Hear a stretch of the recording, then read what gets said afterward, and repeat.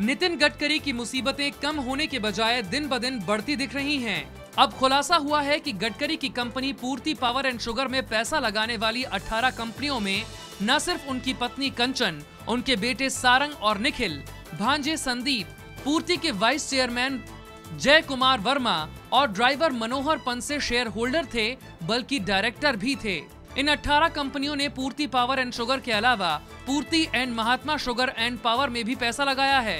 नितिन गडकरी की पत्नी कंचन, उनके बेटे निखिल और सारंग और भांजे संदीप ने 3 कंपनियों जेसिका मर्केंटाइल, निलय मर्केंटाइल और जैनम मर्केंटाइल में पैसा लगा रखा था। इन्होंने पूर्ति में पैसा लगाने वाली कंपनियों में 2009-2010 के दौरान निवेश किया था। गडकरी खुद 10 अप्रैल 2000 से 27 अगस्त 2011 के बीच पूर्ति के चेयरमैन थे।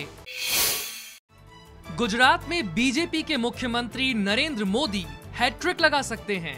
एबीपी न्यूज नीलसन के ओपिनियन पोल के नतीजे बताते हैं कि गुजरात की 182 सीटों में से बीजेपी को 124, कांग्रेस को 51 और अन्य को 7 सीटें मिल सकती हैं। मैं बहुत जिम्मेदारी से कह सकता हूं कि 124 सीट है, आपने दिया है। कैंपेन जितना हमारा खड़ा हुआ है उससे हमारी सीटें थोड़ी बढ़ सकती है।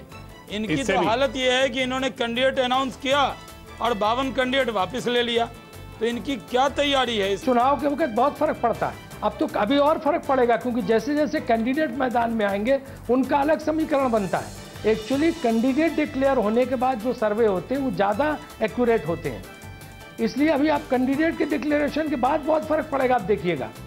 एबीपी न्यूज नीलसन के सर्वे के मुताबिक गुजरात में न सिर्फ बीजेपी की सरकार बनेगी, बल्कि 2007 के मुकाबले बीजेपी की सीटें बढ़ सकती हैं और कांग्रेस की सीटों में गिरावट आ सकती है। बीजेपी से अलग होकर नई पार्टी बनाने वाले केशुभाई पटेल की पार्टी का ज्यादा असर नहीं दिख रहा। आपको बता दें कि एबीपी न्यूज नीलसन का सर्वे 16 से 29 अक्टूबर के बीच किया गया है।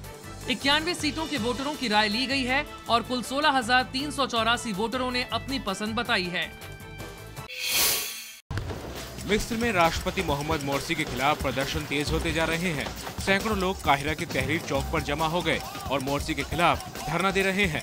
मोर्सी के विरोधियों ने तहरीर चौक के नजदीक पुलिस पर पथराव भी किया। मोर्सी का विरोध इसलिए हो रहा है क्योंकि उन्होंने संविधान में संशोधन कर दिया, जिसके बाद उनके फैसलों को अदालत में चुनौती नहीं दी जा सकती। अभी मिस्र में कोई संसद नहीं है, इसलिए उनके कदम को तानाशाह की तरह देखा जा रहा है।